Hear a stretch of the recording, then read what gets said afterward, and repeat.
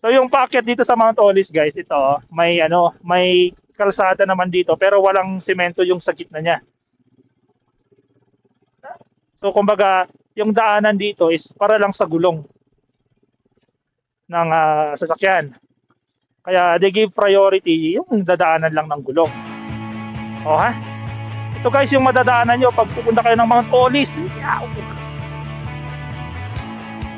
Wow! Di pa tayo dito. Dito. Ayan, dito tayo. Masusoke dito. Oh, putik. Lipat ulit tayo dito. Oh, may umaatras. Bakit yan?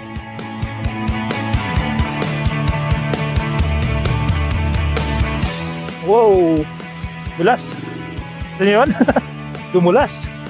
Teka, paunahin ko lang muna yung sasakyan. Buti na lang may mga areas dito na pwedeng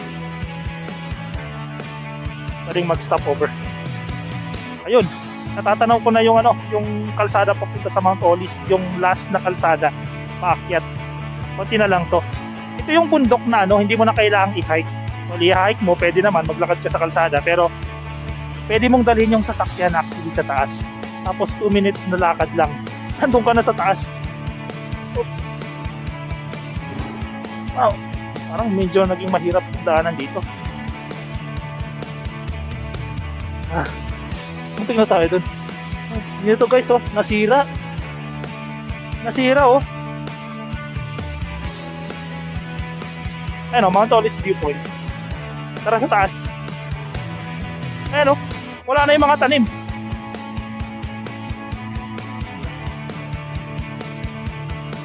Oops. O, ayan. Mga repolyo yata to, cabbage. Pares lang pala yun, no? Repolyo, cabbage. Shucks, ano ito guys, oh. Napo. Look at that.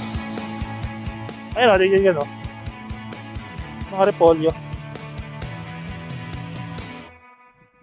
Ayan, malapit na tayo.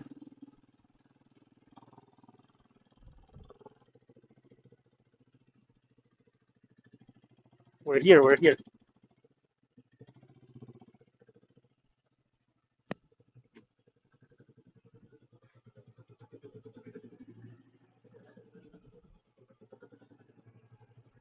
Oh, walang tao.